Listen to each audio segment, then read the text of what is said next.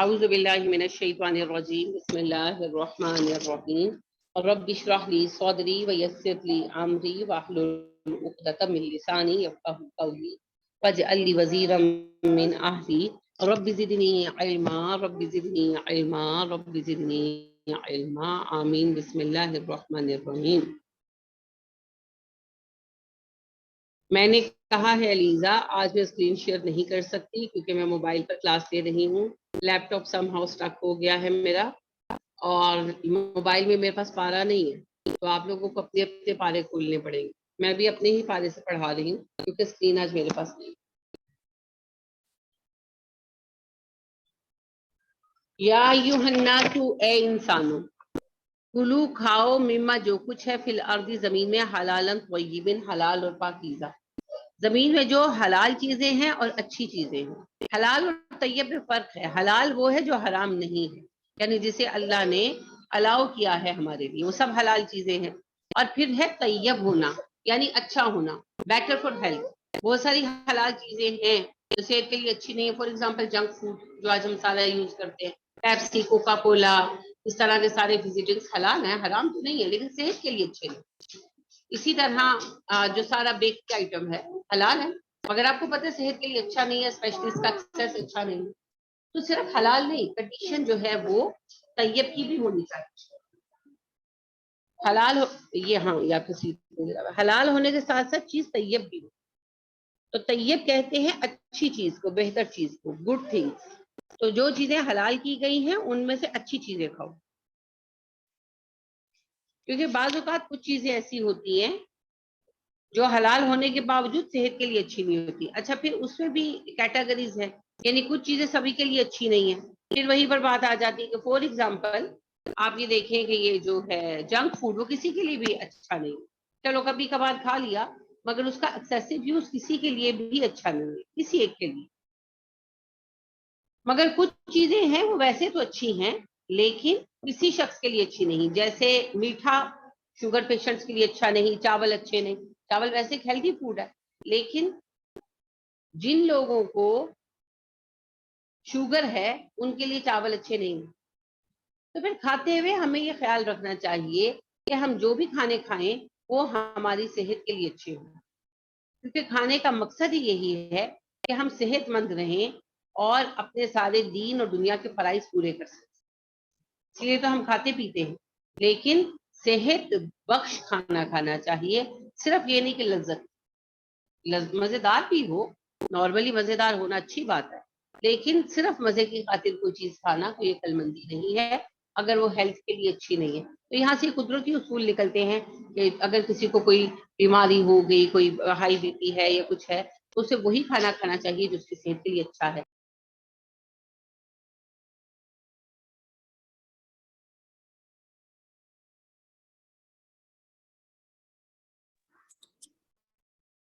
تو یہ چیزیں بھی جو ہیں یہ میٹر کرتی ہیں۔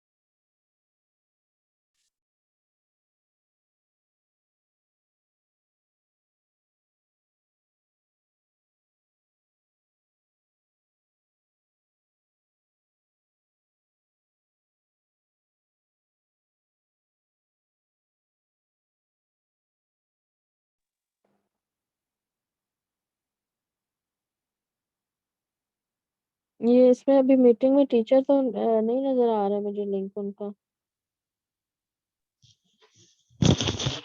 میرے خیال ہے ان کا میں نے بھی ابھی ویب سائٹ دیکھا ہے، وہ نہیں ہے۔ علیزہ ناز ہوسٹ ہے اس وقت۔ وہ ٹیچر کا لیفٹ ہوا ہے نا، تو کوئی بھی جو اس کے بعد جوائن جنہوں نے کیا ہوگا، انہوں نے پہلے جوائن کیا ہوگا نا، پھر وہ ہوسٹ بن گئی، تو وہ آٹومیٹک ہی، اس کا مطلب ری جوائن کرنا پڑے گا ہمیں، یہ اس میں لنک میں ٹیچر تو ہے ہی نہیں. پھر وہ واٹس ایپ پہ ہمیں لنک شیئر کریں گی. وہی جو شیئر ہوا ہوا اسی کو دوبارہ جوائن کرنا پڑے گا، ایک ہی لنک ہے نا جو ابھی ہوا ہوا ان کا ہے. اچھا اچھا، چلو اس کو آ گئی. آ گئی جی، شکر ہے. میں بھی ادھر سے یہی ڈھونڈ رہی تھی کہ کیا ہوا. اچھا جی، میں یہ عرض کر رہی تھی آپ کے ساتھ کہ صحت بخش چیزیں کھانی چاہیے، اور حلال کے ساتھ اللہ نے جو طیب کی کنڈیشن لگائی ہے، اس سے مراد ہے وہ چیزیں جو نفع بخش ہوں. تو کچھ چیزیں جو ہیں وہ ویسے ہی سب کے لیے غیر نفع بخش ہیں، نقصان دہ ہیں، تو انہیں ہم سب کو ہی چھوڑنا چاہیے یا ایٹ لیسٹ کم کرنا چاہیے. فار ایگزامپل جنک فوڈ ہے آج کی زندگی میں، تو مزیدار ہے، ٹھیک ہے، بچوں کو اچھا لگتا ہے پیزا کھانا، برگر کھانا، کبھی کبھی کھا لیں، کوئی حرمت کی بات نہیں ہے، مگر اسے روٹین میں نہ لائیں، کیونکہ آپ کو پتا ہے جو آج کل میدے کی بہت زیادہ بیماریاں ہیں، ان کا ایک سبب جو ہے یہ جنک فوڈ ہے. خود میرے اپنے بیٹے کو بہت مسئلہ رہا اسٹمک کا، تو فائنلی ڈاکٹرز نے ان کو کہا کہ آپ جو ہے میدے کی بنی ہوئی چیزیں چھوڑ دیں، پیزا نہیں کھانا، برگر نہیں کھانا، آپ ان چیزوں کا پرہیز کریں، کیونکہ آپ کے انٹسٹائن جو ہے وہ پراپر کام نہیں کر پا رہی اس وجہ سے. تو انہوں نے کم کیا تو ہی از بیٹر. چھوڑا نہیں نا، کم کیا. چھوڑ دیتے تو بالکل ٹھیک ہو جاتے، مگر چھوڑا نہیں، صرف تھوڑا کم کیا. اس کی وجہ سے یہ ہے کہ پہلے سے تو بہتر ہے الحمدللہ، لیکن 100% ٹھیک نہیں ہو سکے. بہرحال تھوڑا بہت ٹھیک ہونا بھی بہت ہے جب تکلیف ہو تو. اسی طرح میں عرض یہ کر رہی تھی کہ ہیلتھ سے متعلق جتنے بھی ایشوز ہیں ان کو اہمیت دی جانی چاہیے. تو ایک کویسچن بہت فریکوینٹلی جو ہے وہ سامنے آتا رہتا ہے کہ کیا نبی کریم صلی اللہ علیہ وسلم نے کہا کھانے کے بعد پانی مت پیو. تو یہ سوال اٹھتا ہے کہ آپ صلی اللہ علیہ وسلم نے کہا یا نہیں کہا. تو اس میں بات یہ ہے، نہیں، آپ صلی اللہ علیہ وسلم نے ایسی کوئی بات نہیں کہی، ایسی کوئی حدیث ہمارے پاس نہیں ہے کہ کھانے کے بعد پانی نہ پیے. لیکن آن دا ادر ہینڈ آپ یہ پڑھ رہے ہیں، نبی کریم صلی اللہ علیہ وسلم نے بھی فرمایا کہ پرہیز کرنا علاج سے بہتر ہے. اور یہ سائنٹیفک ریسرچ ہے کہ اگر آپ کھانے کے بعد پانی پیتے ہیں تو کھانا جب ہم کھاتے ہیں تو معدہ اپنا کام شروع کر دیتا ہے نا، وہ مختلف جوسز جو ہے وہ ریلیز کرتا ہے جو کھانے کو ہضم کرنے کے پروسیس میں آغاز کا سبب بنتے ہیں. تو جب ہم پانی پیتے ہیں تو پانی کے اندر ڈائلیوٹ ہو جاتے ہیں وہ جوسز، اور وہ کم پڑ جاتے ہیں، تو میدے کو زیادہ جوسز ڈسچارج کرنے پڑتے ہیں. اب وہ زیادہ جو جوسز ڈسچارج ہوتے ہیں وہ ہمارے میدے کی لائننگ کو افیکٹ کرتے ہیں، اسی سے ایسیڈیٹی کا آغاز ہوتا ہے. اور جب یہ روٹین بن جاتی ہے تو پھر ایسیڈیٹی جو ہے نا مسئلہ بن جاتی ہے. پھر اکثر آپ نے دیکھا ہوگا جن لوگوں کی پرانی ہو جاتی ہے بیماری، وہ بیچارے کہتے ہیں کہ ہم تو مرچ بھی نہیں کھاتے، ہم تو فلاں بھی نہیں کرتے، ہم تو فلاں بھی نہیں کرتے، اس کے باوجود جو ہے نا یہ ہمارا مسئلہ حل نہیں ہو رہا. تو وہ سبب اصل میں یہی ہوتا ہے. تو کھانے کے بعد پانی پینا ہیلتھ کے لیے صحیح نہیں ہے، ڈاکٹرز اس بات کو ایڈمٹ کرتے ہیں. تو اس وجہ سے ہر وہ چیز جو صحت کے لیے اچھی نہیں اسے چھوڑ دینا چاہیے. البتہ یہ کوئی حدیث نہیں ہے، ٹھیک ہے. تو اسی طرح اگر کسی کو شوگر ہے تو اسے جو پرہیز ڈاکٹر بتاتے ہیں اسے کرنا چاہیے. اگر کسی کو بی پی ہے تو جو اس کے پرہیز ہیں اس کو کرنے چاہیے. یعنی ہم لوگ اگر کسی بیماری کا شکار ہیں تو اس کے مطابق ہمیں اپنے آپ کو اس غذا پر لانا چاہیے جو ہمارے لیے نفع بخش ہو. یہ نہیں کہ بس کھانے پینے ہی میں لگے رہے. تو کھاؤ پیو جو چیزیں حلال ہیں. حلال آپ سب کو پتا ہے، حرام نہیں کھانا، حلال کھانا ہے. And on the other hand طیب کھانا ہے، یعنی اچھی چیزیں کھانی ہے، وہ چیزیں کھانی ہیں جو ہیلتھ کے لیے نفع بخش ہے. وَلَا تَتَّبِعُوا، اور نہ تم پیروی کرو، خطواتی قدموں کی، الشیطان شیطان کے، اور تم شیطان کے نقش قدم پر مت چلو، شیطان کی پیروی مت کرو. سادہ سی بات کہی جا رہی ہے کہ زندگی میں کھانے پینے میں اور استعمال میں حلال اور پاکیزہ چیزیں استعمال کرو، شیطان کے پیچھے نہ لگو.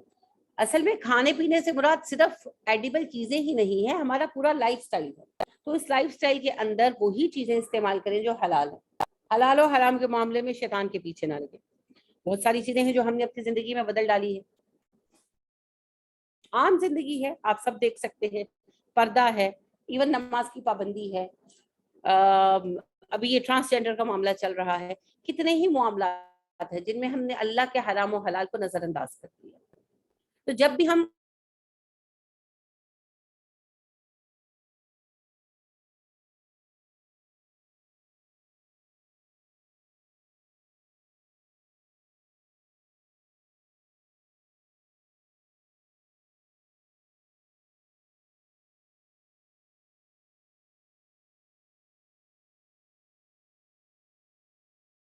اللہ نے حکم دیا ہے.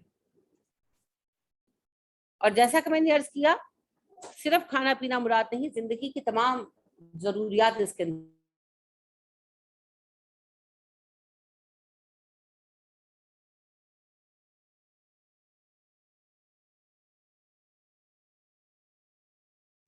السلام علیکم, آپ کی آواز نہیں آ رہی. شیطان کی پیروی نہ کرو, اس لیے نہیں کہ شیطان کی پیروی کرو گے تو میری حکومت میں کوئی فرق آ جائے گا یا شیطان مجھے کوئی نقصان دے سکتا ہے. نہیں, ایسا کچھ نہیں ہے. شیطان کی پیروی نہ کرو صرف اس لیے کہ شیطان تمہارا دشمن ہے. اور کون ایسا احمق ہوگا جو اپنے دوست کو چھوڑ کر, اپنے ولی, اپنے کارساز کو چھوڑ کر اپنے دشمن کے پیچھے لگے. ظاہر ہے دشمن تو تباہی کی طرف لے کر جائے گا. اللہ ہمارا ولی ہے, اللہ ہمارا سرپرست ہے, وہ ہمارے لیے بہترین چاہتا ہے. ہم اس کو چھوڑ کر شیطان کے پیچھے لگ جائیں تو یہ ہماری حماقت ہے. انما بے شک صرف یامرکم, وہ حکم دیتا ہے تمہیں بالسوء, برائی کا, والفحشاء, اور بے حیائی کا.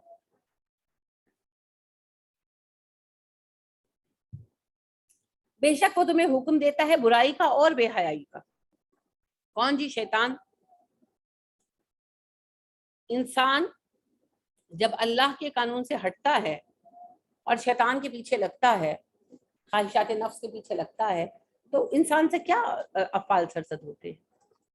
برے افعال ہی سرزد ہوتے ہیں نا. پیسے کی خاطر ایک دوسرے کے ساتھ دشمنیاں, جان لینا, چوری کرنا, ڈاکہ زنی کرنا, قوم کو لوٹنا. سارے ہی کام تبھی ہوتے ہیں جب ہم اللہ کے احکامات کو نظر انداز کر دیتے ہیں. اور بے حیائی تو شیطان کا سب سے پہلا ہتھیار ہے انسانوں کے خلاف. لہٰذا جب آدم علیہ السلام کو بھی بہکایا شیطان نے, تو دیکھیں سب سے پہلا اثر کیا ہوا اس کا؟ کپڑے اتر گئے نا ان کے. پھر انہوں نے اپنے آپ کو پتوں سے ڈھانپا, پھر اللہ نے کپڑا بنانا سکھایا. ہمیں یہ علم بھی الحمدللہ ملا. تو ابھی بھی آپ دیکھیں ہماری مسلم امہ جو ہے جس گمراہی کی طرف بڑھ رہی ہے, اس کا پہلا سٹیپ تو بے حیائی ہے. تو آپ دیکھیں اگر آپ 20 سال پیچھے کی طرف جائیں تو اس طریقے سے ڈریسز ہی نہیں تھے اس طرح کے. یعنی میں اگر ریکال کروں تو جس وقت احمد ضیاء کی 10 سال پہلے شادی میرے بیٹے کی ہوئی, تو میں نے کہا کہ کچھ ریڈی میڈ کپڑے لے لوں. تو میں گئی تو میں نے یہ دیکھا کہ کرتوں وغیرہ کے ساتھ دوپٹے نہیں ہیں. تو میں بڑی حیران ہوئی. تو میں نے ان سے کہا, میں نے کہا یہ کیا بات ہے, دوپٹے کیوں نہیں ہے؟ تو وہ کہنے لگا کہ جی زیادہ تر لوگ دوپٹے بائی نہیں کرتے. میں نے کہا یہ کیا بات ہوئی دوپٹے بائی نہیں کرتے؟ مجھے بہت عجیب لگا, کیونکہ میں بہت کم شاپنگ کرنے والی بندی ہوں, بہت کم. مجھے کوئی شاپنگ مینیا نہیں ہے, اور میں سب ضرورتاً جاتی ہوں. اور جن کے جیسے اگر جو چیز لینی ہے بس وہاں گئے اور لے کر آ گئے. تو شادیوں میں تھوڑا پھرنا پڑتا ہے, تو ایک عرصے کے بعد مجھے تھوڑا پھرنا پڑا, تو میں بہت حیران ہوئی. اچھا اس کے یہ 10 سال پرانی میں بات کر رہی ہوں, ہو گئی بات. اچھا 2 سال پہلے بچوں کو عیدی کے طور پر میں نے کپڑے لے کر دینے تھے. تو میں بچیوں سے کہتی ہوں, اپنی بیٹی سے, اپنے بہو سے, کہ خود ہی بائی کر لو, میں پیسے دے دوں, خود ہی بائی کرتی ہوں. تو 2 سال پہلے بچیاں میری پوتیاں ضد میں پڑ گئی, ہمیں لے کر جاؤ, خود لے کر جاؤ. میں نے کہا اچھا چلو میں چلتی ہوں. تو میں نے یہ دیکھا کہ کپڑوں کی آستینیں ہی نہیں ہے نا, بازو ہی نہیں. تو میں نے ایک دو, میں نے کہا یہ کیا بازو نہیں ہے؟ کہتے جی وہ ہم نے ساتھ نا وہ کر دیے, پن کر دیے, ہاں پیکٹ میں ڈال دیے, جس سے لگانی ہو لگا لے. میں اتنی حیران, عائشہ میری بہو کہتی کیا آنٹی؟ میں نے کہا یہ اسلامی ملک ہے. یعنی آپ دیکھیں کیسے بازو آپ کے جسم کا حصہ ہے اور اس کو کھولنے کی اجازت نہیں بھی ہے. لیکن یہ اتنا عام ہو گیا, ظاہری بات ہے کہ یہ جو ہے ڈیمانڈ اینڈ سپلائی کا کھیل ہے سارا. اکانومی ہے ان کے لیے, یہ تو ان کا کاروبار ہے. تو اتنا زیادہ ان کو کہا گیا کہ ہمیں سلیو لیس چاہیے, کہ انہوں نے پھر یہ کیا کہ بازو ساتھ ٹانک دیے ہیں, پن کر دیے ہیں, لگوانے تو گھر جا کے لگوا دیں. یہ سفر ہے, یہ سفر ہے بے حیائی. ہماری مائیں ابائے پہنتی تھیں, ہمارے ٹائم میں بہنوں نے زیادہ تر چادریں لینی شروع کی. اب جو ہمارے بچے بڑے ہو رہے ہیں انہوں نے چادریں بھی اتار دی, دوپٹوں میں آ گئے. اللہ رحم کرے, اگر ہم نے اللہ کی ڈوری نہ تھامی تو اگلی نسل اسی حال میں نظر آئے گی جس حال میں یورپ کی نسل نظر آتی, کیونکہ شیطان اسی طریقے سے لے کر آتا ہے بگاڑ کی طرف. بے حیائی سے, اریانی سے اس کا کھیل شروع ہوتا ہے. تو اللہ رب کریم ہم پہ رحم کرے, آمین ثم آمین. لیکن اس کا حل صرف ایک ہی ہے, قرآن کو عام کرنا, لوگوں میں قرآن کی فکر پیدا کرنا. اور یہ بالکل نہیں سمجھنا چاہیے کہ ہم کوئی پہلے لوگ ہیں جنہوں نے فیشن کے طریقے سیکھے ہیں. ابھی انشاءاللہ آپ آگے چلیں گے, آپ سورہ یوسف پڑھیں گے, آپ جو ہے سورہ ہود وغیرہ پڑھیں گے, سورہ لوط پڑھیں گے, حضرت لوط علیہ السلام کا قصہ پڑھیں گے, تو اس میں آپ یہ دیکھیں گے کہ یہی فیشن, یہی انداز اس وقت بھی تھے.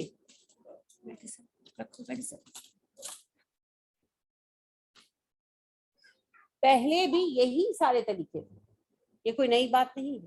یہی بے حیائی, یہی فحاشی, یہی عریانی, یہی طریقے تھے جن کو لے کر لوگوں نے یہ سمجھا اس وقت بھی کہ ہم بڑے ماڈرن ہیں. یہ کوئی ماڈرنزم نہیں ہے. گمراہی کی وہی چند شکلیں ہیں اور ہدایت کے وہی چند پوائنٹ ہیں جن پر نبیوں نے ہمیشہ کام کیا. تو شیطان کا سب سے بڑا اور پہلا وار جو ہوتا ہے وہ ہوتا ہے فحاشی کی طرف انوائٹ کرنا, اور جب قوم فحاشی کی طرف آ جاتی ہے تو خرابی شروع ہو جاتی ہے. نبی کریم صلی اللہ علیہ وسلم نے ارشاد فرمایا, جب تمہارے درمیان فحاشی اور عریانی پھیل جائے گی تو ایسی وبائیں آئیں گی جن کا علاج تمہیں نہیں ملے گا. تمہارے درمیان ایسی بیماریاں آئیں گی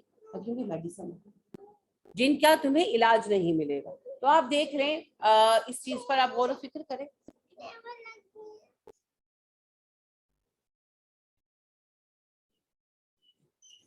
میں عرض یہ کر رہی تھی کہ اگر پچھلے کچھ سالوں پر ہم غور کریں تو ہیپاٹائٹس آیا, ہیپاٹائٹس سی آیا, پھر اس پر قابو پایا گیا, پھر ہیپاٹائٹس کی اور قسمیں آ گئیں, سوائن فلو آیا, برڈ فلو آیا, ڈینگی آیا, وہ ایک اور کونگو آیا. شکر ہے ہمارے یہاں بہت زیادہ نہیں وہ پریویل کیا, لیکن آیا.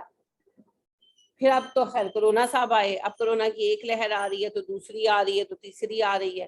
جب یہ جو ہے ہو جائے گا مینج تو کوئی اور مصیبت نکل آئے گی. کیونکہ نبی اکرم صلی اللہ علیہ وسلم نے وضاحت فرما دی کہ جب تمہارے اندر فحاشی اور عریانی عام ہو جائے گی تو اللہ ایسی بیماریاں بھیجیں گے جن کا تمہیں علاج نہیں ملے گا.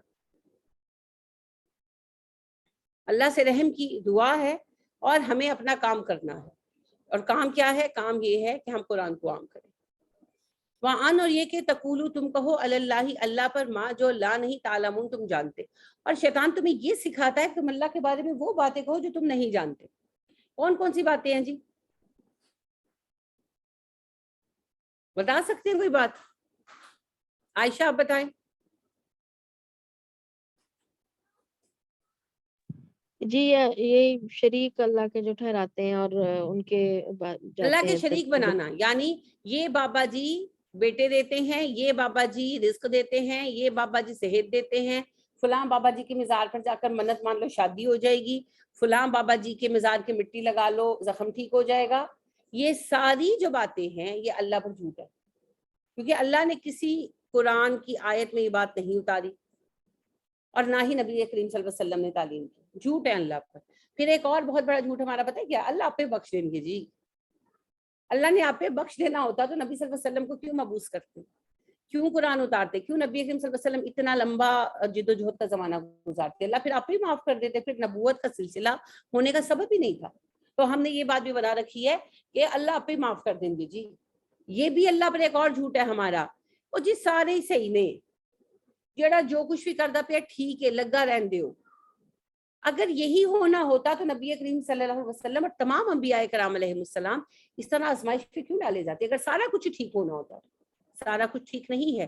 ٹھیک صرف ایک راستہ ہے, وہ راستہ ہے جو قرآن و سنت کا راستہ ہے. تو سارے ٹھیک نہیں ہو سکتے, یہ اپروچ بھی غلط ہے. اسی طرح جو ہم نے اپنا لائف سٹائل بنا رکھا ہے اور پھر ہم کہتے ہیں کہ جی یہ سب تو اللہ پاک نے زندگی کے طریقے رکھے ہیں, سبب رکھے ہیں.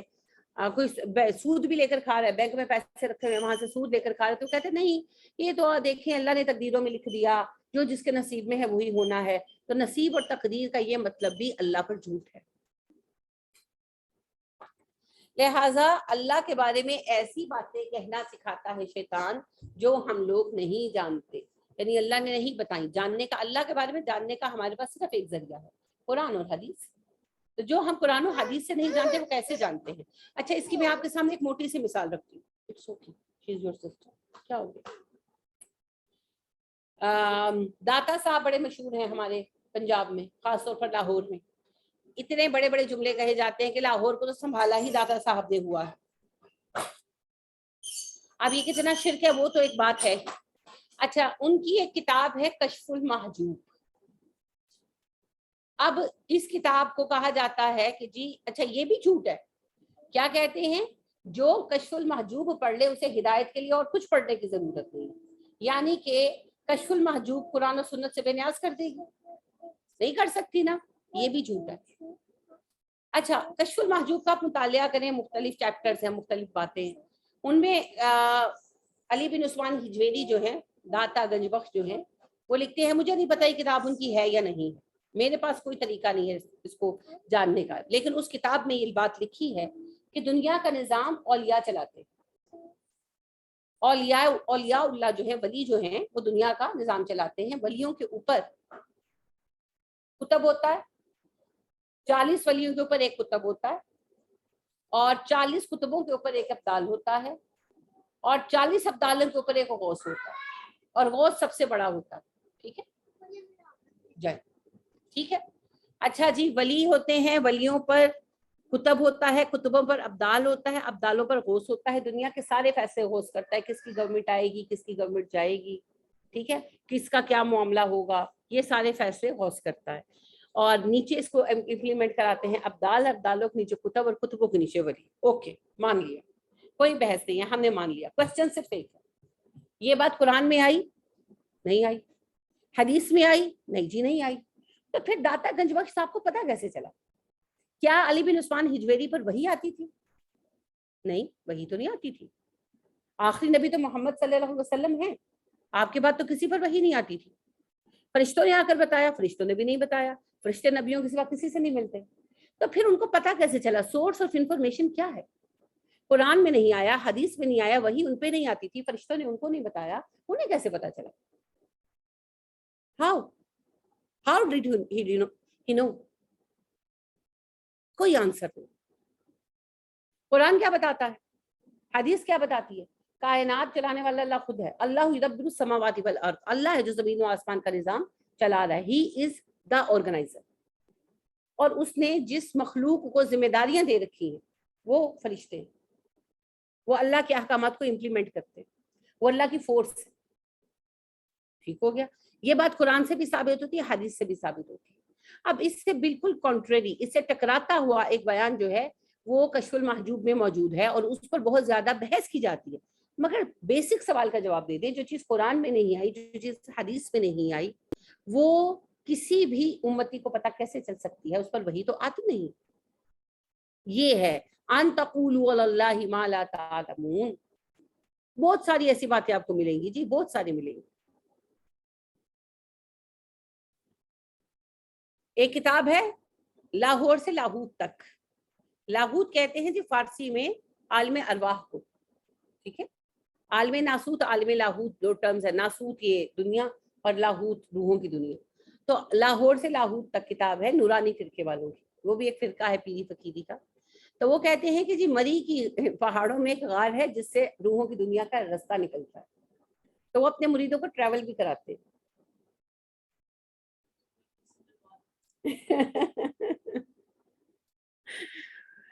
تو اب دیکھیں یہ سب جھوٹی باتیں ہیں. اور وہ فرماتے ہیں جناب کہ جو لوگ عالم لاہوت کے لیے سفر کر رہے ہوتے تو راستے میں علی رضی اللہ تعالیٰ عنہ جو ہیں وہ ان کی میزبانی کرتے ہیں. اب علی رضی اللہ عنہ تو وفات پا چکے ہیں. اب یہ ساری باتیں جھوٹ ہیں. اس طرح کے بہت سارے جھوٹ آپ کو بہت سارے لوگوں سے سننے کو ملیں گے, بہت سارے لوگوں سے سننے کو ملیں گے. کوئی کہے گا کہ جی ہمارے پیر صاحب نے کہا ہے کہ قبر میں آ جاؤں گا, حساب نہیں ہونے دوں گا. کوئی کہے گا کہ ہمارے پیر صاحب نے وعدہ کیا کہ قیامت کے دن میں تمہارا حساب نہیں ہونے دوں گا. کوئی کہے گا ہمارے پیر صاحب کہتے ہیں پولیس رات سے میں ہاتھ پکڑ کے پار کراؤں گا. کتنی ہی باتیں ہیں, lots of things to say which have no authentic base. نہ قرآن نہ حدیث نہ کوئی اور علم, بس زبانوں کی باتیں. تو اللہ کہتے ہیں شیطان تمہیں یہ سکھاتا ہے تم اللہ پر وہ باتیں کو جو تم نہیں جانتے. مطلب کیا ہے؟ اللہ پر جھوٹ بولو. سب سے بڑا گناہ ہے جھوٹ بولنا. اور پھر جب وہ جھوٹ اللہ اور رسول پر باندھا جائے پھر وہ بہت بڑا ہو جاتا ہے. تو اللہ پر جھوٹ باندھنا سکھاتا ہے ہم. لہٰذا کبھی کسی ایسی بات پر مت توجہ دیں جو کہ دلیل سے ثابت نہ ہو, جو کہ دلیل سے ثابت نہ ہو. جیسے نبی اکرم صلی اللہ علیہ وسلم کی پیدائش کے بارے میں باتیں ہیں, ابھی مجھے کچھ دن پہلے کسی نے وہ ایک سینڈ کی ہوئی تھی پوسٹ فیس بک سے لے کر، انہوں نے خیر مجھ سے کوشچن ہی کیا تھا کہ جی نبی کریم صلی اللہ علیہ وسلم پیدا ہوئے تو ختنہ شدہ تھے، نہائے دھوئے ہوئے تھے، اور جیسے ہی پیدا ہوئے بہت ساری جو ہیں خوبصورت خواتین وہاں آ گئیں اور دف بجانے کی اور نغمے کی آواز سنائی دینے لگی، اور ایک نور کا ٹکڑا آیا جس نے آپ کو ریپ کر لیا اور ہوا میں اٹھا لیا، اور سارے جو ہیں کعبے کے بت سجدے میں گر گئے، اور جو کسرا کے محل کے کنگرے جو ہیں وہ گر گئے، اور آتش کدہ ایران بجھ گیا، اور دریائے سابا خشک ہو گیا، وغیرہ وغیرہ۔ اب یہ ساری باتیں من گھڑت، ان میں سے کسی میں سچائی نہیں ہے، کیونکہ نبی کریم صلی اللہ علیہ وسلم جب پیدا ہوئے، نبی کریم صلی اللہ علیہ وسلم کی والدہ کے پاس حضرت علی کی والدہ موجود تھیں اور 2 اور خواتین موجود تھیں، اور ان کے بیانات آج تک موجود ہیں۔ آپ صلی اللہ علیہ وسلم کی پیدائش ایک نارمل پیدائش تھی، آپ صلی اللہ علیہ وسلم ختنہ شدہ پیدا نہیں ہوئے تھے، آپ کا ختنہ 7ویں روز ہوا تھا دین ابراہیمی کی سنت کے مطابق، جسے آج بھی آپ عقیقہ کہتے ہیں اور کرتے ہیں۔ تو آپ کے دادا عبد المطلب نے 7ویں دن آپ صلی اللہ علیہ وسلم کا عقیقہ کیا تھا، اور آپ کا نام محمد اناؤنس کیا تھا۔ کویسچن بھی ہوا تھا کہ آپ محمد نام کیوں رکھ رہے ہیں، تو انہوں نے اپنے اجداد کے ناموں پر نام رکھے، تو عبد المطلب جو تھے وہ کہنے لگے کہ میرا محمد کا مطلب ہے بہت تعریف کیا گیا، تو انہوں نے کہا میں چاہتا ہوں کہ میرے بچے کی بہت تعریف ہو، اس لیے میں نے اس کا نام محمد رکھا ہے صلی اللہ علیہ وسلم۔ اور جو باقی یہ باتیں، یہ ساری باتیں جو ہیں کہ جی نور میں لپیٹے گئے وغیرہ، ان میں سے کوئی بات درست نہیں ہے، کیونکہ کوئی بھی ایسی بات ہوتی تو لوگوں کو پتہ چلتی، جبکہ وہاں مزید خواتین موجود تھیں۔ آپ صلی اللہ علیہ وسلم کی پیدائش نارمل پیدائش تھی، جیسے سب بچے پیدا ہوتے ہیں۔ اور یہ جو کہا جاتا ہے کہ ایران کے محل کے 14 کنگرے گرے، اور جو ہے دریائے ساوا خشک ہوا، اور آتش کدہ ایران کی آگ بجھی، یہ سب باتیں من گھڑت ہے، کیونکہ آپ صلی اللہ علیہ وسلم کی پیدائش کی تاریخ تک متعین نہیں، اور ڈے اینڈ ڈیٹ بھی متعین نہیں ہے۔ کیسے یہ چیزیں فگر آؤٹ ہو سکتی ہیں؟ اور تاریخ میں ان واقعات کا کوئی بیان بھی موجود نہیں، بس اپنے دل کے خوش کرنے کے لیے جو دل چاہتا ہے کہتے ہیں۔ آپ صلی اللہ علیہ وسلم کی شان و عظمت اتنی بڑی ہے کہ اس طرح کی جھوٹی باتوں کی آپ کو ضرورت نہیں ہے، مگر بس وہ باتیں کہتے ہیں اور پھر کہہ کہہ کر خوش ہوتے ہیں۔ وَإِذَا جب قیلا کہا جاتا ہے لہم انہیں اتبعوا پیروی کرو ما اس کی جو انزل اللہ نے اتارا، قالوا وہ کہتے ہیں بلکہ نتبعوا ہم پیروی کریں گے ما الفینا جس پر پایا ہم نے علیہ اوپر آباءنا اپنے اجداد کو۔ جب ان سے کہا جاتا ہے کہ پیروی کرو اس کلام کی جسے اللہ سبحانہ و تعالیٰ نے اتارا ہے، وہ جواب میں کہتے ہیں نہیں ہم پیروی کریں گے اس طریقے کی جس پر ہمارے باپ دادا چلے ہیں۔ یہ کفار مکہ کے لیے کہا گیا ہے۔ کیا آج ہمارا حال یہی نہیں ہے؟ سب کا یہی حال ہے، میرے اپنے بھائیوں کا یہ حال ہے، یعنی میرے اپنے بہن بھائیوں کا یہ حال ہے کہ وہی بات ہے کہ ہم سنی ہیں، ہمارے باپ دادا سنی تھے، ہم سنی رہیں گے، چاہے وہ بات قرآن سے میچ کرتی ہے نہیں۔ فار ایگزامپل کل چیلم مت کراؤ، صحیح کہہ رہے ہو، کل چیلم مت کراؤ، ہمارے باپ دادا کراتے تھے، تم لوگوں نے انوکھا قرآن پڑھا۔ عید میلاد النبی بدعت ہے، تم لوگوں نے انوکھا قرآن پڑھا۔ کوئی بھی بات آپ کر لیں تو وہ یہی ان کا طریقہ ہے، یہی روش ہے کہ جو کچھ ہمارے بڑوں نے کیا ہم وہی کریں گے، ہم اپنے بڑوں کے طریقوں پر ہیں۔ اور دوسروں کے لیے ٹائٹل ہے آج کل وہابی۔ عہد نبوی میں جو مسلمان ہوتا تھا اسے صابی کہتے تھے، آج جو قرآن پر چلتا ہے اس پہ ٹیگ لگا دیتے ہیں وہابی، یہ وہابی ہو گئے۔ تو باپ دادا کا طریقہ نہیں چاہیے، طریقہ چاہیے اللہ اور رسول کا، لہٰذا باپ دادا کو ہم فالو نہیں کریں گے۔ اور یاد رکھیں سب سے بڑی رکاوٹ باپ دادا ہے، سنجیدگی کے ساتھ کہہ رہی ہوں۔ ابو طالب جو تھے نبی اکرم صلی اللہ علیہ وسلم کے کتنا ساتھ دیا مگر اسلام قبول نہیں کیا، کیوں؟ باپ دادا۔ جب ابو طالب کی وفات کا وقت آیا تو علی رضی اللہ تعالیٰ عنہ خود بیان کرتے ہیں کہ نبی اکرم صلی اللہ علیہ وسلم ان کے پاس جا کر بیٹھے، اور اس وقت ابو جہل اور عتبہ بن ربیعہ ساتھ بیٹھے تھے ان کے۔ تو نبی صلی اللہ علیہ وسلم نے کہا کہ چچا جان اس وقت میں بھی اگر آپ کلمہ پڑھ دیں تو آپ کی شفاعت کے لیے کافی ہے۔ تو ابو جہل کہنے لگا ابو طالب اس آخر وقت میں اپنے باپ دادا کا دین چھوڑ دو گے؟ تو نبی اکرم صلی اللہ علیہ وسلم نے دوبارہ کہا چچا جان اس وقت میں کلمہ پڑھ لو، اور ابو جہل نے بھی دوبارہ کہا ابو طالب اس وقت میں اپنے باپ دادا کا دین چھوڑ دو گے؟ تو علی کہتے ہیں نبی صلی اللہ علیہ وسلم بار بار انہیں کلمے کی تلقین کرتے، اور ابو جہل بار بار یہی جملہ کہتا کہ آخر وقت میں اپنے باپ دادا کا دین چھوڑ دو گے؟ تو آخر میرے ابا نے ہاتھ اٹھا کر کہا میں اپنے باپ دادا کے دین پر۔ تو نبی کریم صلی اللہ علیہ وسلم اٹھے اور واپس آ گئے۔ کچھ دیر بعد میرے ابا مر گئے، میں نے آ کر کہا اے اللہ کے نبی صلی اللہ علیہ وسلم آپ کا کافر چچا مر گیا۔ تو آپ نے مجھے کہا جاؤ اور اپنے ابا کے کفن دفن کے انتظامات میں شریک ہو، اور خود نہیں آئے. اور جب جنازہ جا رہا تھا ابو طالب کا تو نبی صلی اللہ علیہ وسلم اپنے گھر کے آگے صفا کی پہاڑی پر کھڑے تھے. اماں خدیجہ کا گھر صفا کی پہاڑی پر تھا، تو وہاں کھڑے تھے اور رو رہے تھے اور کہنے لگے کہ چچا جان میں نے قرابت داری کا حق ادا کر دیا. تو دیکھیے کس چیز نے ابو طالب کو روکا؟ باپ دادا کا دین، باپ دادا کا دین. یہ سب سے بڑی رکاوٹ ہے. اب مجھے یہ بتائیں، آپ سب سے پہلے کس بندے کو پتا تھا کہ نبی صلی اللہ علیہ وسلم نبی بنیں گے؟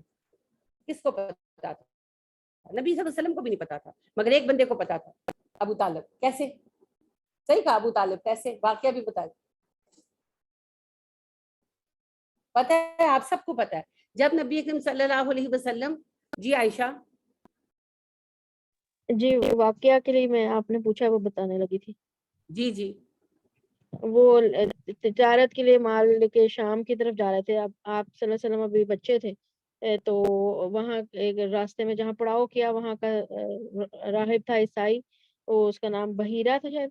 وہ آ گیا نکل کے، جبکہ وہ یوزلی وہ نہیں اپنے ادھر سے نکلتا تھا عبادت گاہ سے. تو اس نے دریافت کیا کہ کون کون ہیں لوگ قافلے میں، تو بتایا گیا. تو پھر جب انہوں نے بتایا، حضرت ابو طالب کو بتایا کہ ان کے ساتھ دیکھ کے ان کے ساتھ ہے بچہ، تو انہوں نے کہا کہ یہ جو ہے نا اللہ تعالیٰ اس کو دیں گے نبوت، اس کو واپس لے جاؤ ورنہ شام میں پہچان لیں گے وہ تو کہیں اس کو نقصان نہ پہنچائیں. تو ابو طالب پھر بالکل. وہاں سے بارک اللہ فیک. بحیرہ راہب کا واقعہ آپ لوگوں نے بچپن میں کتابوں میں بھی پڑھا ہوا ہے. نبی کریم صلی اللہ علیہ وسلم تقریباً 12 سال کے تھے جب ابو طالب شام کے سفر کے لیے روانہ ہوئے. تو نبی کریم صلی اللہ علیہ وسلم نے ضد کی میں ساتھ جاؤں گا ساتھ جاؤں گا، تو مان گئے ابو طالب، لے گئے. تو جب شام کی سرحد کے قریب پہنچے، ابھی شام میں داخل نہیں ہوئے تھے، عرب اور شام کی سرحد مل رہی تھی، تو وہاں پر ایک عیسائی راہب رہتے تھے. ان کا نام تو مجھے اب یاد نہیں ہے، لیکن ان کا لقب بحیرہ تھا، سمندر، علم کا سمندر. تو وہ کسی سے نہیں ملتے تھے، کبھی باہر نہیں نکلتے تھے. تو انہیں قافلے پر نظر پڑی اور وہ باہر نکلے اور انہوں نے قافلے والوں کی دعوت کی. لوگ بڑے حیران ہوئے کہ یہ تو نکلتے ہی نہیں، اتنے سالوں سے ہی کیسے باہر آ گئے. تو سب لوگ آئے، تو ابو طالب بھی آئے، یہ سردار بھی تھے قافلے کے. تو پھر بحیرہ نے پوچھا کسی کو پیچھے چھوڑ کر آئے؟ انہوں نے کہا جی میرا بھتیجا ہے، بچہ ہے، تو اسے پیچھے چھوڑ آئے سامان کے لیے. تو ان کا نہیں، اس کو بلوائیں. تو بلوایا، نبی کریم صلی اللہ علیہ وسلم سے وہ ملا. آپ صلی اللہ علیہ وسلم صرف 12 سال کے تھے. سب کو کھانا شانا کھلایا. اس کے بعد بحیرہ نے کہا کہ آپ عرب ہیں، قریش ہیں، سب کچھ پوچھا. اور پھر کہنے لگے کہ آپ کا یہ بھتیجا جو ہے، میں اس میں آثار دیکھ رہا ہوں نبی ہونے کے، اور مجھے یقین ہے کہ یہ آخری نبی ہوگا، تو اس کو لے کر آپ شام مت جائیں. یہود نے پہچان لیا تو اس کی جان کے درپے ہو جائیں گے. اور یہاں میں یہ بات کوٹ کروں گی کہ ابو طالب اپنا سامان دوسروں کے حوالے کر کے اور اپنی جگہ پر دوسرا سردار مقرر کر کے واپس آ گئے. اگر بلیو نہ کیا ہوتا تو واپس نہ آتے. یعنی کہ وہی کہتے کہ دفاع کرو، گپے ہاں کرے. بلیو بھی کیا تبھی نبی اکرم صلی اللہ علیہ وسلم کو لے کر واپس بھی آ گئے، شام نہیں گئے. تو سب سے پہلے یہ بات ابو طالب کے علم میں آئی کہ کل کو محمد صلی اللہ علیہ وسلم نبی ہوں گے. خود نبی اکرم صلی اللہ علیہ وسلم کے گمان میں بھی نہیں تھا. اسی لیے جب پہلی بار جبرائیل آئے تو ڈر گئے کہ یہ کیا ہو گیا میرے ساتھ. تو آپ دیکھیے اس کے باوجود ایمان قبول نہیں کیا. ایک اور بڑی اہم بات علی رضی اللہ تعالیٰ عنہ بتاتے ہیں کہ ایک دن ہم ایک پہاڑ کی گھاٹی میں نماز پڑھ رہے تھے چھپ کر.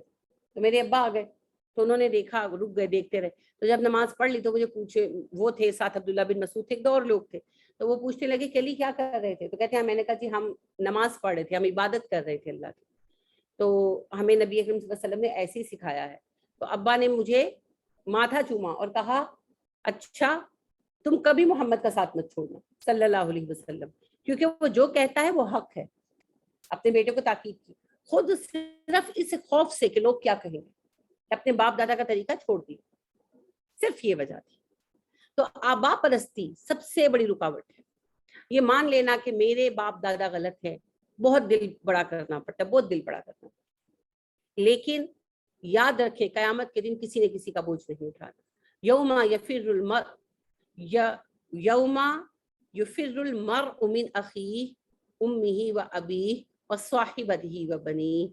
قیامت وہ دن ہے جب انسان اپنے دوست سے بھاگے گا، اپنی ماں اور اپنے باپ سے بھاگے گا، اپنی بیوی اور اپنے بیٹوں سے بھاگے گا، کوئی کسی کے کام آنے والا نہیں.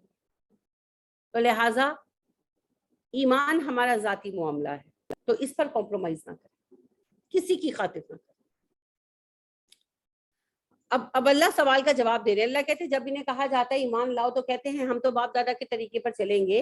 اولو اگرچہ کانا ہوں آباؤہم ان کے اجداد لا یعقلون نہ عقل والے شیئن ذرہ برابر ولا یہتدون نہ ہدایت یافتہ.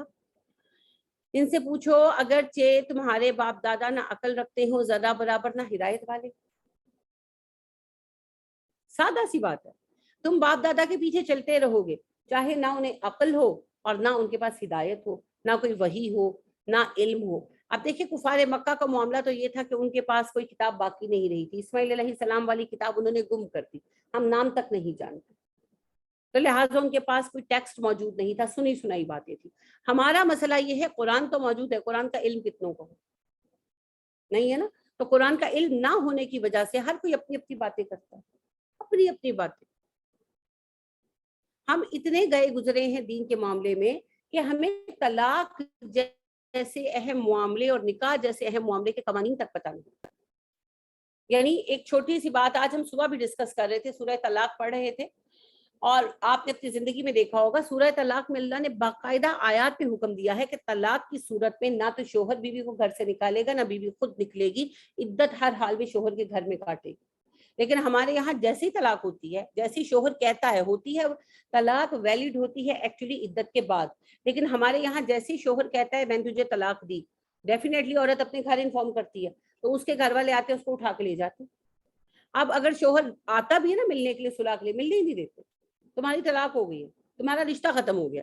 حالانکہ اسلام کے مطابق جب عدت ختم ہوتی ہے تب طلاق واقع ہوتی ہے. 3 مہینے جو بیچ میں عدت کے ہیں اس میں طلاق ہوئی نہیں ہے. شوہر کو پورا حق ہے, وہ رجوع کر سکتا ہے بیوی کی مرضی کے بغیر بھی. رجوع کیا ہوتا ہے؟ رجوع ہوتا ہے اپنے طلاق کا فیصلہ واپس لینا. یہ اتنا اہم معاملہ ہے اور ہم نہیں جانتے.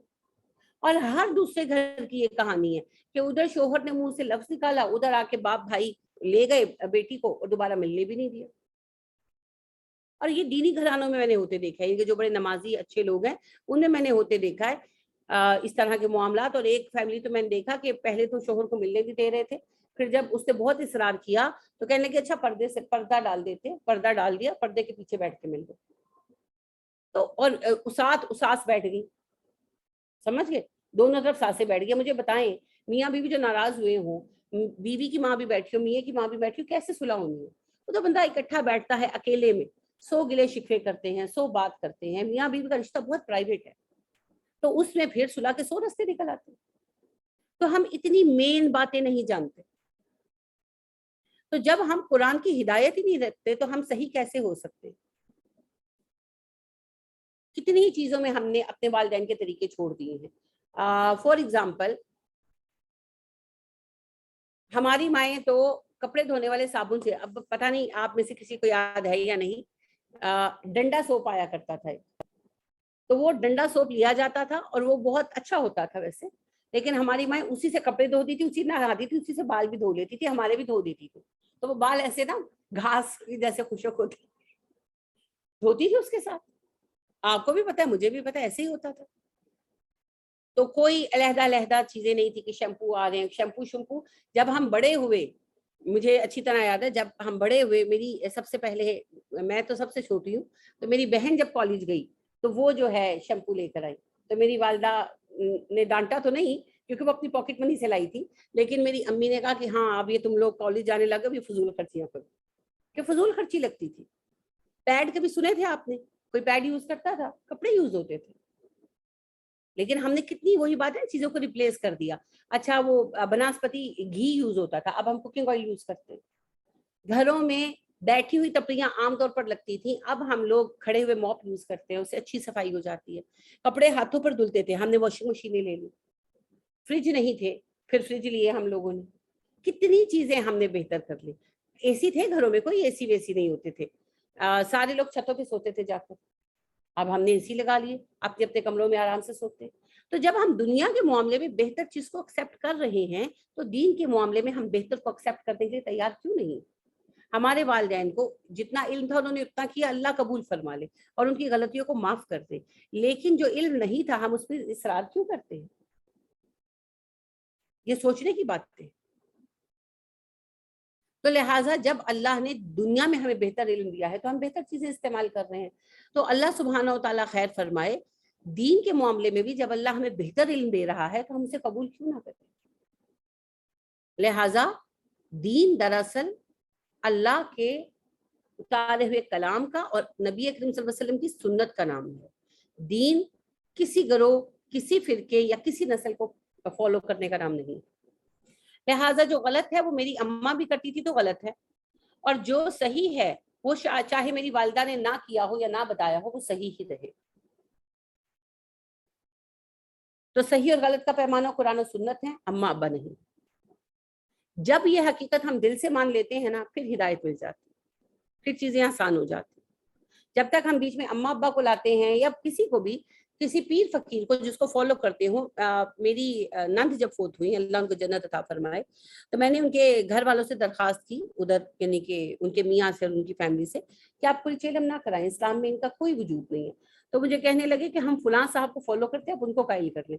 میں نے کہا جی اتنے اس طرح کے تو بے شمار صاحب بیٹھے ہیں, ان کے ساتھ بحث کرنے کا نہ میرے پاس ٹائم ہے نہ مجھے ضرورت ہے, آپ قرآن کیوں نہیں پڑھتے. تو کہنے لگے کہ ہم قرآن کیسے سمجھ سکتے ہیں, قرآن عام بندے کو سمجھ نہیں آ سکتا, اور بائی پروفیشن وہ انجینئر ہے. میں نے ان کو کہا آپ انجینئرنگ پڑھ سکتے ہیں یو کے جا کر, وہ آپ سمجھ سکتے ہیں, آپ قرآن نہیں سمجھ سکتے جو ایک ایوریج آدمی کے لیے آیا ہے, آپ کو کس نے کہا. تو ہمیں اپنی اصلاح کرنی ہے قرآن پڑھ کر, ہمیں علم حاصل کرنا ہے, اور ہمیں ٹیلی کرنا ہے اپنے اعمال کو قرآن و سنت کے مطابق, تبھی ہدایت ملے گی. کسی بابا جی کے پیچھے مت لگے, کسی جو ہے گروہ کے پیچھے نہ لگے, کسی نسل کے پیچھے نہ لگے. جو اللہ نے صحیح قرار دے دیا وہ صحیح ہے, جو اللہ نے غلط قرار دے دیا وہ غلط ہے, بس یہی پیمانہ ہے. وَمَثَلُ الَّذِينَ كَفَرُوا, مثال ہے کافروں کی, کَمَثَلِ اس کی مثال کی طرح, الَّذِي جس نے يَنْعِقُ پکارتا ہے, بما اسے جو لا يَسْمَعُ نہیں سنتا, الا مگر دعاءً پکار, و نداءً آواز. کافروں کی مثال اس شخص کی طرح ہے جو چیخ کر پکارتا ہے اسے جو نہیں سنتا پکار کے آواز کے سوا کسی چیز کو. تھوڑی سی کمپلیکیٹڈ مثال ہے, میں سمجھاتی ہوں آپ کو. اگر آپ ایک گائے بھینس کے پاس کھڑے ہو کر زور زور سے اسے آواز دیں تو وہ کیا رسپونڈ کرے گی؟ کوئی رسپونڈ نہیں کرے گی نا. شور زیادہ آپ کریں گے تو ہلکا سا سر اٹھا کر دیکھیں گے, پھر جگالی کرنے لگ جائے گی. یہی مثال اللہ دے رہے کہ کفار کو جو دین کی طرف بلایا جا رہا ہے تو وہ جانوروں جیسا بہیو کر رہے ہیں, وہ ساری بات سن کر ایسے کر رہے ہیں جیسے جانوروں کو کچھ سمجھ ہی نہیں آتا. تو انہوں نے اپنا مینٹل لیول جانوروں والا کر دیا کہ وہ خطرے کو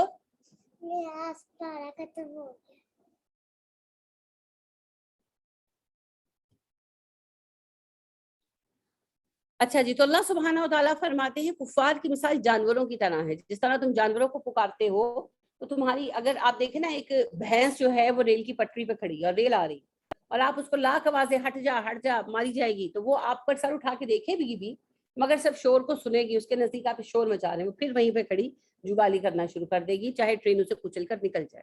اسی طرح کفار کا حال ہے کہ نبی ان کو کہہ رہے ہیں جہنم کا خطرہ ہے, جہنم میں جاؤ گے, سزا کاٹو گے, ایک اینڈ لیس لائف تمہاری میزریبل ہو جائے گی, مگر وہ سننے کو تیار ہی نہیں ہے, وہ جانوروں کی طرح رسپونڈ کر رہے ہیں. تو اللہ کہتے ہیں کہ انہوں نے اپنے آنکھ کان بند کر لیے ہیں. دیکھیں آیت بھی دوبارہ آ گئی, میں بھی کہنے یہی لگی تھی کہ جو اللہ سبحانہ و تعالیٰ نے بقرہ میں بھی کہا کہ سم بکم عمی فہم لا یرجعون, اب یہاں وہی بات اللہ کہہ رہے ہیں سم بکم عمی فہم لا یعقلون.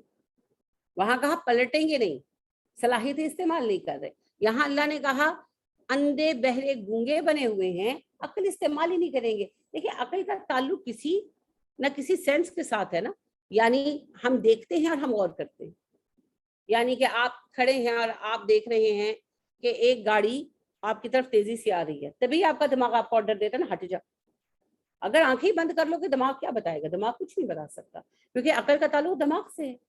اسی طرح آپ سنتے ہیں, آپ کھڑے ہیں اور آپ کو آواز آتی ہے کہ پیچھے سے کوئی چیز گر رہی ہے, تو پیچھے دیکھے بغیر آپ کا دماغ آرڈر دیتا ہے ہٹ جاؤ, آپ ہٹ جاتے ہیں, اور وہ چیز جہاں آپ کھڑے ہیں وہیں آ کر گرتی ہے, آپ بچ جاتے ہیں. مگر اگر آپ کان ہی بند کر لیں تو پھر دماغ بھی کیا کرے. اور آخری چیز ہے کہ ہم کسی سے پوچھ لیں اور وہ ہمیں بتا دے. کوئی بندہ نہ دیکھ سکتا ہے نہ سن سکتا ہے, تو وہ کسی سے پوچھ لیتا ہے, شور ہو رہا ہے, ایک ایسا بندہ جو اندھا بھی ہے اور بہرا بھی ہے، وہ کھڑا ہے اور لوگوں میں بھگدڑ مچ گئی، اس کو فیل ہوا لوگوں کا ٹکرانا، تو کسی سے پوچھتا ہے کیا ہوا، لوگ کیوں ایک دوسرے پہ گر رہے ہیں، کیوں ٹکرا رہے ہیں، تو وہ اس کو بتا دے گا کہ بھائی یہ مسئلہ ہو گیا، اپنے آپ کو بچا لو۔ تو جس نے اپنی آنکھیں بھی بند کر لی، کان بھی بند کر لیے، زبان بھی بند کر لی، وہ کسی کام کے لیے راضی ہی نہیں ہے، اپنے سینسز کو یوز کرنے کے لیے راضی نہیں ہے، اس کی عقل کس طرح کام کر سکتی؟ لہٰذا وہ پھر بے عقل و بے شعور لوگوں کی طرح بہیو کرے۔ اب دیکھیں بات وہیں آ گئی، یا ایھا الذین آمنو، اے ایمان والو، کلوا من طیبات، کھاؤ پاکیزہ چیزیں، یہیں سے بات آج کی شروع ہوئی تھی نا، کہ اچھی چیزیں کھاؤ، گڈ تھنگس کھاؤ، وہ چیزیں کھاؤ جو تمہارے لیے اچھی ہیں۔ لہٰذا محاورہ ہے انگلش کا، you are what you eat, تم جو کچھ کھاتے تم ویسے ہوتے۔ تو آپ اس چیز کو دیکھیں کہ اللہ پاک نے ہمیں جتنی چیزیں منع کی ہیں، وحشی جانور تاکہ وحشت نہ آئے انسانوں کے اندر، شکاری جانور، شکاری پرندے منع کیے ہیں، اس کے علاوہ سبزی خوروں میں صرف ایک سور حرام کیا، اس کے آپ کو پتہ ہے بہت ساری ریزنز ہیں، وہ انشاءاللہ اگلی آیت میں جب تفصیل آئے گی تب پڑھیں گے۔ مقصد یہ کہ ساری اچھی چیزیں حلال کی، شریف معصوم جانور حلال کیے، طبیعت میں ٹھنڈا پن رہے۔ تو جتنی بھی چیزیں صحت کے لیے اچھی ہیں، صحت کے اعتبار سے اچھی ہیں، کھاؤ پیو، کوئی اعتراض نہیں ہے، اور وہی چیزیں منع ہیں جو ہمارے لیے کسی نہ کسی سبب سے نقصان دیں۔ لہٰذا کچھ کو اللہ نے منع کر دیا، اور کچھ چیزیں جیسا کہ بھی ہم نے اوپر ڈسکس کیا حلال ہیں، مگر ضروری نہیں کہ وہ بہت نفع بخش ہوں، اور یہ بھی ہو سکتا ہے کہ کسی خاص بندے کے لیے وہ نفع بخش نہ ہو۔ تو پھر ہمیں ان چیزوں کو دیکھنا ہے، ہمیں جو کچھ کھانا ہے، کھانا کیوں ہے؟ اپنی صحت کے لیے کھانا ہے، تو صحت کا خیال رکھنا چاہیے، کیونکہ دیکھیں جی صحت نہیں ہوگی تو پھر نہ دین کا کام ہو سکتا ہے نہ دنیا کا۔ دیکھیں جوان عورتیں ہیں، جوان مرد ہیں اور بیٹھ کر نمازیں پڑھتے ہیں، یعنی 40 سال 38 سال 38 ایئرس، یہ کوئی عمریں تو نہیں ہے جن میں بیٹھ جائیں۔ یعنی ایسی بھی میں نے بہنیں دیکھی ہیں جو بیچاری سجدہ ہی نہیں کر سکتی، ان کے کندھے اکڑے پڑے ہیں، یہ کوئی عمر ہے؟ ٹھیک ہے کوئی 80-90 سال کا ہو کر کوئی کمپلین کرے تو بات بنتی ہے، لیکن بالکل یہی کہ 40-45 سال کے ہیں اور معذور ہو کر بیٹھے ہوئے ہیں، اور بالکل معمولی معمولی باتوں سے۔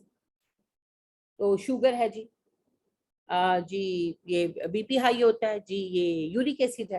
اب آپ دیکھیں تو یہ ساری ڈیزیزز جو ہیں یہ فوڈ ریلیونٹ ہے، اگر ہم اپنی ڈائٹ صحیح کر لیں تو ہم ان بیماریوں پر قابو پا سکتے ہیں۔ نجات تو نہیں پا سکتے، لگ گئی تو لگ گئی، مگر ہم انہیں مینٹین کر سکتے ہیں۔ تو ہمیں ان چیزوں پر توجہ دینی چاہیے، کیونکہ ہیلتھ از ویلتھ۔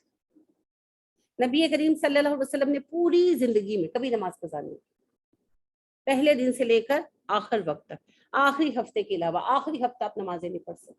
کیوں؟ طبیعت اتنی خراب تھی، بے ہوش ہو جاتے تھے، بار بار غشی آ جاتی تھی۔ تو آپ دیکھیں کہ صحت کے بغیر ایک نبی بھی بے بس ہو جاتے۔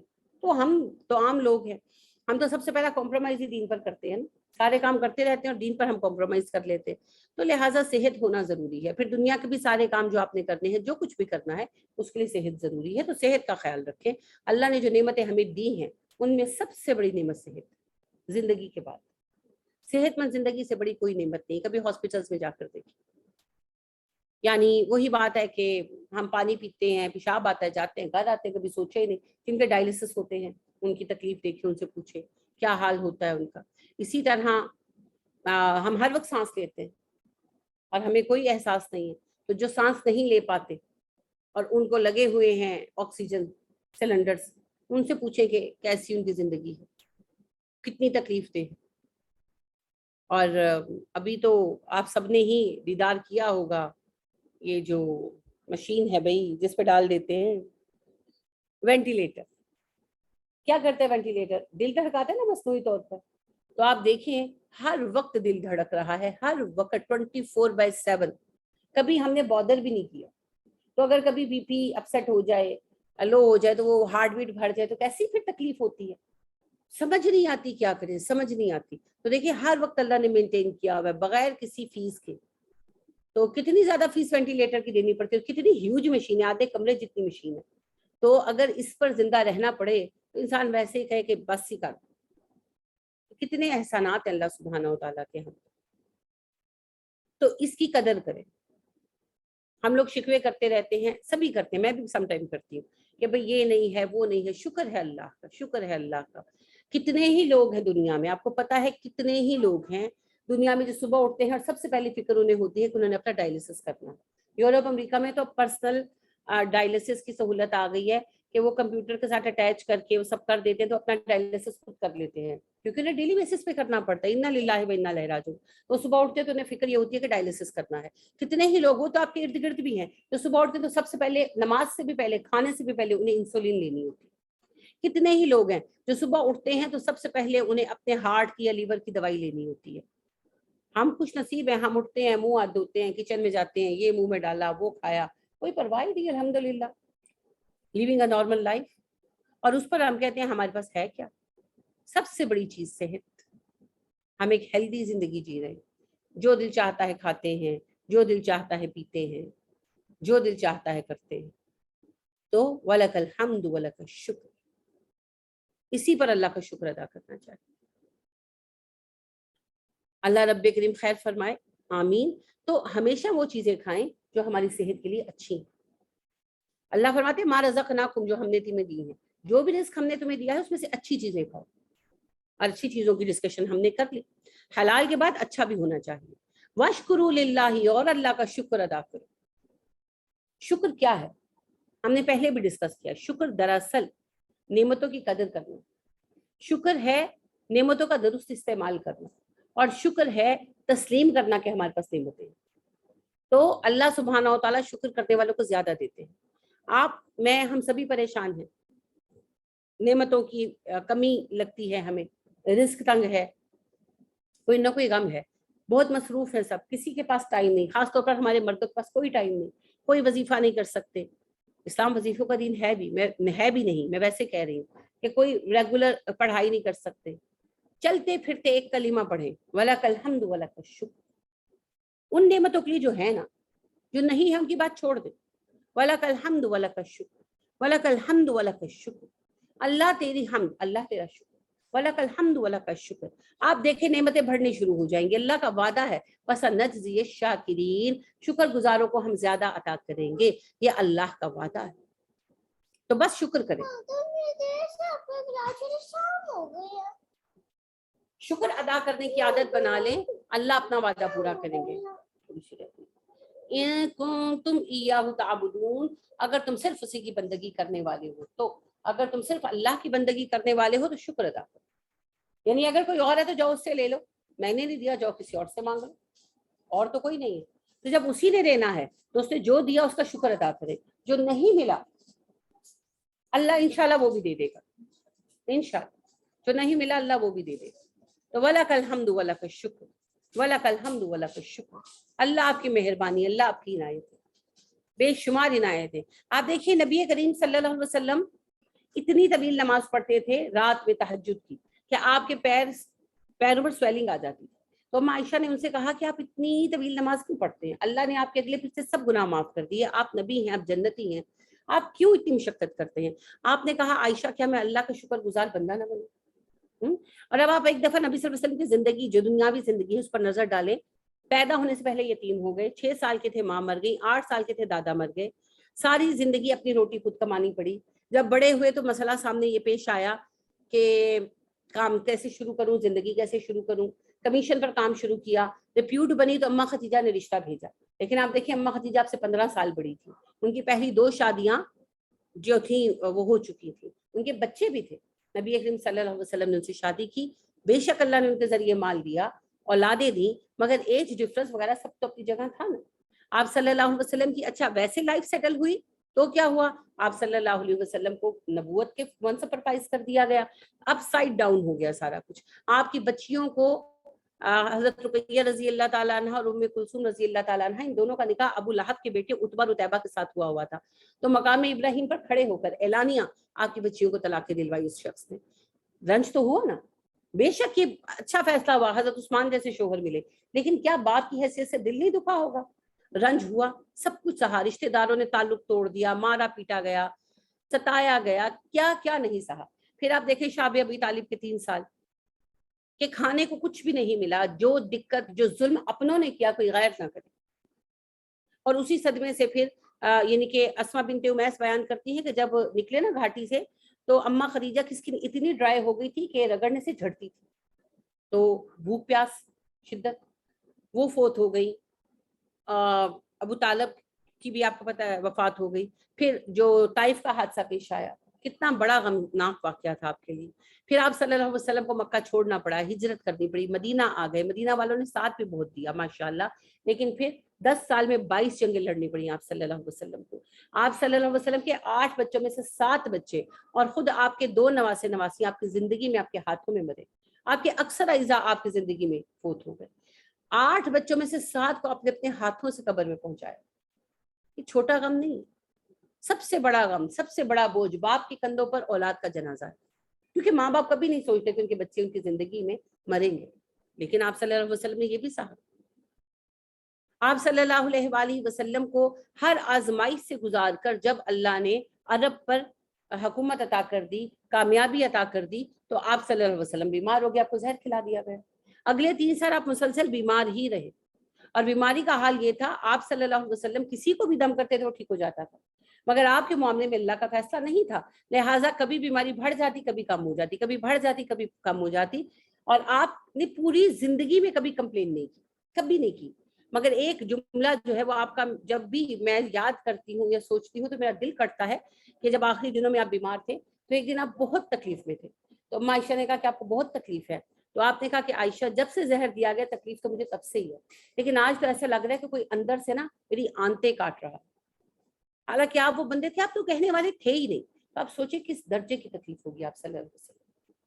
اور جب آپ نے جس دن آپ نے ابو بکر رضی اللہ تعالیٰ عنہ کو نماز پڑھانے کا کہا ہے، آپ کا حال یہ تھا کہ آپ صلی اللہ علیہ وسلم اٹھتے یعنی کہ آپ بے ہوش ہو گئے، تو پانی وغیرہ چھڑکا گیا، سہلایا گیا، ہاتھوں پیروں کو ہوش آیا.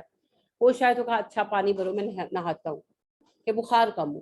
تو پانی بھرا گیا برتن میں، آپ صلی اللہ علیہ وسلم ٹب میں بیٹھے، سر پر پانی ڈالا گیا، بخار تھوڑا سا کم ہوا، مگر ویکنس اتنی تھی کہ کھڑے ہوئے تو بے ہوش ہو کر گر گئے. اور ریپیٹ ہوا یہ 3 دفعہ. تیسری دفعہ بھی جب ایسا ہوا تو آپ صلی اللہ علیہ وسلم نے کہا میری ہمت نہیں، ابو بکر سے کو نماز پڑھا. تو کہنے کا مقصد یہ ہے کہ پوری زندگی آزمائش آزمائش آزمائش آزمائش، اور اس کے بعد آپ کہتے ہیں کیا میں اللہ کا شکر گزار بندہ نہ بنوں.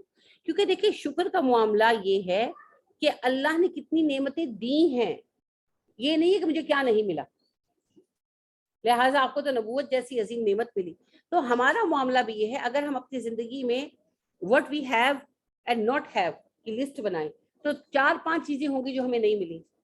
کسی کو اولاد نہیں ملی، کسی کو مال کم ملا، کسی کا بھائی نہیں ہے، وغیرہ وغیرہ. لیکن ملی ہوئی چیزوں کی لسٹ ہم نہیں بنا سکتے. ملی ہوئی چیزوں کی لسٹ ہم نہیں بنا سکتے. اللہ فرماتے ہیں تو میری نعمتیں گن نہیں سکو گے اگر گننا بھی چاہو گے. ہم صرف یہی گنے نا کہ ہماری باڈی میں کیا کچھ ہے، ہم نہیں گن سکتے. ہماری ایک آنکھ کو جو وریدیں بلڈ سپلائی کرتی ہیں ان کی تعداد 1 کروڑ ہے. اور آپ سوچو کتنی باریک ہوں گی، اتنی سی تو آنکھ. آپ سوچیں کتنی باریک ہیں وہ رگیں، اور وہ ہماری آنکھ کو خون سپلائی کرتی ہیں اور ہم اسے دیکھتے ہیں. ہم کیا اللہ سے شکوہ کر سکتے ہیں؟ آپ دیکھیں ہمارے ہاتھوں میں کتنے جوڑ ہیں، انگلیوں کے جوڑ ہیں، یہ گٹ کا رسٹ کا جوڑ ہے، پھر کوہنی ہے، بازو کا کندھے کا جوڑ ہے. کتنے جوڑ ہیں جس کی وجہ سے ہم بازو استعمال کرتے ہیں، ہاتھ استعمال کرتے ہیں. آپ کبھی سوچیں کہ ہمارے ہاتھوں کا کوئی آلٹرنیٹ ہے؟ کوئی آلٹرنیٹ نہیں ہے. لہٰذا خالد جمیل اختر صاحب کا ایک میں نے مضمون پڑھا، وہ انہوں نے بہت کام کیا پاہیجوں کے لیے پاکستان میں. تو کہتے ہیں کہ ایک دیہاتی بچی میرے پاس لائی گئی 13-14 سال کی، اس کے ہاتھ ٹوکے میں آ کے کٹ گئے تھے. تو میں نے اس کی اٹیچمنٹ بنائی کھانا کھانے کی، تو اٹیچمنٹ لگائی، اس سے کھانا کھایا تو سب نے تالیاں بجائی. تو کہتے ہیں مجھے لگا کہ بچی خوش نہیں ہے. تو میں نے سب چلے گئے تو میں نے پوچھا بیٹی تم خوش نہیں ہوئی؟ تو کہنے لگی کہ خوش تو ہوئی ہوں ڈاکٹر صاحب، پر جب باتھ روم میں میری امی مجھے واش کرتی تو مجھے بڑی تکلیف ہوتی. تو کہتے ہیں میں نے ایک اٹیچمنٹ اور بنائی. لیکن کتنی اٹیچمنٹ بنائیں گے، ہم ہاتھوں سے کیا کچھ نہیں کرتے. کتنے کام ہم ہاتھوں سے کرتے ہیں. اگر ایک ہاتھ کی ایک انگلی بند جائے تو ہمیں دقت ہونے لگ جاتی ہے. تو کیا نعم البدل ہے ان ہاتھوں کا، اور کوئی یہ ہاتھ ہمیں واپس دے سکتا ہے؟ کوئی نہیں دے سکتا. اور پھر وہی بات ہے، ان اٹیچمنٹس کو لگانے کے لیے بھی تو ایک بندے کے ہاتھ چاہیے. کہاں سے آئیں گے؟ کون پوری زندگی گزروائے گا؟ یہ اللہ کی وہ نعمتیں ہیں جن کا ہم کبھی بھی شکر ادا ہی نہیں کرتے انٹینشنلی, کبھی سوچتے ہی نہیں ہے نا, فار گرانٹیڈ لیتے ہیں. لیکن جب ان میں سے کوئی نعمت چھنتی ہے خدا نخواستہ یا عارضی طور پر ہی, جیسے بازو میں کوئی تکلیف ہو گئی, کوئی چوٹ لگ گئی, پٹی باندھنی پڑ گئی, تب قدر آتی ہے کہ اوہو یہ تو کیسی عظیم نعمت ہے. تو اللہ کا شکر ادا کریں ان سب نعمتوں کے لیے جو اس نے ہمیں پیدائشی دی ہوئی ہیں. ہم معزز گھرانوں میں پیدا ہوئے, ہمارے ماں باپ اچھے لوگ تھے. اگر ہم کسی ڈاکو کے گھر میں پیدا ہوتے, کسی چور کے گھر میں پیدا ہوتے, کسی جیب کترے کے گھر میں پیدا ہوتے, تو ہم کیا کرتے تھے؟ وہ ہمیں جیب کترا ہی بناتا نا. آپ دیکھیں ہم عورتیں ہیں, ہم معزز گھرانوں میں پیدا ہی تو اللہ نے ہمیں اتنا کچھ دے رکھا ہے جس کا شکر ہم ادا نہیں کر سکتے. اور دراصل افسوس کی بات یہ ہے کہ ہمیں ان نعمتوں کا احساس بھی نہیں. تو ان نعمتوں کو کبھی محسوس کریں, کبھی بیٹھ کر سوچیں. علامہ رقاضی جو ہیں وہ کہتے ہیں بڑی عمدہ بات, وہ کہتے ہیں جسے ڈپریشن ہوتا ہے نا, تو وہ جب صبح اٹھے تو اپنا ایک معمول بنا لے کہ بستر سے اترنے سے پہلے وہ 3 منٹ بیٹھ جائے اور وہ نعمتیں گننی شروع کرے جو اس دن میں اس کے پاس موجود ہے. اور وہ نہیں گن پائے گا اور تب اس کو پتا چلے گا کہ وہ کتنا خوش بخت ہے, اور اس کا ڈپریشن گریجولی ختم ہو جائے. تو آج آپ سب کا ہوم ورک ہے اپنی اپنی نعمتیں گننی ہیں اور پھر ان کے لیے اللہ کا شکر ادا کرنا ہے. کھڑے ہو جائیں, 2 رکعت نماز نفل پڑھیں, اللہ کا شکر ادا کریں, سجدہ شکر کریں, اور اللہ کو انٹینشنلی یہ کہیں کہ اللہ جی تھینک یو, آپ نے اتنی اچھی شکل دی. اللہ جی شکریہ, آپ نے یہ ہاتھ دیے, یہ پیر دیے, یہ آنکھیں, کان, زبان, بال, سب کچھ دیا, سب کچھ دیا. ہمیں ایک نارمل انسان بنایا. ہم عورتیں ہیں, ہمارے بھائی جو ہے وہ مرد ہیں. اگر میں اپنی بات کرتی ہوں, اگر میں ٹرانسجینڈر ہوتی, اگر میں ہجڑا ہوتی تو میں کیا کرتی؟ کوئی کچھ نہیں کر سکتا نا. تو اللہ سبحانہ و تعالیٰ نے پراپر آئیڈینٹی دی ہر اعتبار کے ساتھ. اور پھر اللہ نے اتنی نعمتیں دی, اللہ نے علم دیا, الحمدللہ, اللہ نے قرآن سے جوڑ دیا. کس نعمت کا شکر ادا کریں گے ہم اس کی نعمتوں کا شکر ادا کرنے کے لائق نہیں ہیں, لیکن کوشش کریں. اور آج آپ سب کی اسائنمنٹ ہے, اپنی تنہائی میں جب آپ کو وقت ملے بیٹھ کر اپنی نعمتیں گنیں, سوچیں, اور پھر دل سے ایک سجدہ شکر ادا کریں اور اللہ سے کہیں کہ Allah ji thank you for everything which you have provided to us, everything. Allah رب کریم ہمیں شکر گزاروں میں شامل کرے. معاذ بن جبل رضی اللہ تعالیٰ عنہ والی دعا آپ کو شیئر کر چکی ہوں میں گروپ میں, دوبارہ بھی کر دوں گی. اللہم اعنی علی ذکرک و شکرک و حسن عبادتک. اللہ مجھے توفیق دے دے, میں تیرا ذکر کر سکوں, تیرا شکر کر سکوں, اور بہترین عبادت کر سکوں. تو یہ دعا پڑھا کر. اور اللہم اجعلنی من الشاکرین, اللہ مجھے شکر گزاروں میں شامل فرما. ایک بڑی خوبصورت دعا آپ سے شیئر کرتی ہوں. اللہم اجعلنی من قلیلون, اللہ مجھے قلیل لوگ میں شامل فرما. عمر فاروق رضی اللہ تعالیٰ عنہ خلیفہ تھے اور حج پر آئے ہوئے تھے تو کعبے کا طواف کر رہے تھے. تو ایک عرابی, ایک دیہاتی جو ہے وہ دعا مانگ رہا تھا, اللہم اجعلنی من قلیلون. حضرت عمر فاروق رضی اللہ تعالیٰ عنہ نے روک دیا, انہوں نے کہا یہ کون سی دعا پڑھ رہے ہو, میں نے تو نہیں سنی نہ قرآن میں اور نہ نبی صلی اللہ علیہ وسلم سے. تو یہاں سے یہ بات ثابت ہوئی کہ قرآن و سنت سے ثابت دعائیں پڑھنا صحابہ کا طریقہ ہے. تو وہ صاحب کہنے لگے کہ عمر آپ نے پڑھا نہیں سورہ آراف میں کہ شیطان نے کہا اللہ میں بندوں کو تیری ناشکری پر آمادہ کروں گا اور بہت کم لوگوں کو تو شکر گزار پائے گا. انہوں نے کہا ہاں میں نے پڑھا. تو کہنے لگا میں یہی کہہ رہا ہوں کہ اللہ مجھے کم لوگوں میں شامل کر. سمجھ آئی کہ شیطان نے یہ آپ انشاءاللہ یہ کنورسیشن میں پڑھیں گے سورہ آراف کو کہ شیطان نے کہا کہ اللہ آپ کے اکثر بندے نہ شکرے ہوں گے اور بہت کم کو آپ شکر گزار پائیں گے. تو وہ دعا مانگ رہا تھا اللہم اجعلنی من قلیلون, اللہ مجھے ان قلیل لوگوں میں شامل کر جو تیرے شکر گزار. تو عمر فاروق کا عجز دیکھیں, عمر کہنے لگے اللہ یہ دیہاتی بھی عمر سے زیادہ قرآن جانتا ہے. یہ عجز تھا عمر فاروق رضی اللہ تعالیٰ عنہ کا, بلکہ وہ تو بہت بڑے عالم تھے ماشاءاللہ. تو یہ بھی دعا ہے اللہ مجھے اپنے قلیل بندوں میں شامل فرما. اس کا ایک اور ریفرنس بھی ہے ویسے قلیل کا کہ اللہ سبحانہ و تعالیٰ فرماتے ہیں سورہ واقعہ میں مقربین کے بارے میں, سلۃ من الاولین وقلیل من الاخرین. مقرب لوگ پہلوں میں سے بہت سارے ہوں گے, بعد والوں میں سے تھوڑے سے ہوں گے. تو یہ اس میں بھی آ جاتی ہے اللہم اجعلنی من قلیلون, اللہ مجھے ان قلیل لوگوں میں شامل کریں جو آخر وقت میں آپ کے مقرب ہوں گے. یعنی اس زمانے میں جو مقربین بنیں گے ہمیں ان قلیل میں شامل کر لے. اللہم اجعلنا قلیلون. تو اللہ سے دعا مانگے, وہ سب کچھ دینے والا ہے, اس کے ہاں کسی چیز کی کمی نہیں, اس سے دعا مانگے وہ عنایت فرمائے گا انشاءاللہ. آج چونکہ کلاس شروع ہوتے ہوئے لیٹ ہو گئی تو آج کا سبق وغیرہ نہیں سنوں گی, کل انشاءاللہ سبق بھی سنوں گی. کل آپ کے ساتھ پچھلے سبق کے بھی اور آج کے سبق کے بھی اور کل والے سبق کے بھی روٹ لیٹرز بھی ڈسکس کروں گی انشاءاللہ. سبحانک اللہم و بحمدک ونشہد ان لا الہ الا انت ونستغفرک ونتوب الیک. السلام علیکم ورحمۃ اللہ وبرکاتہ.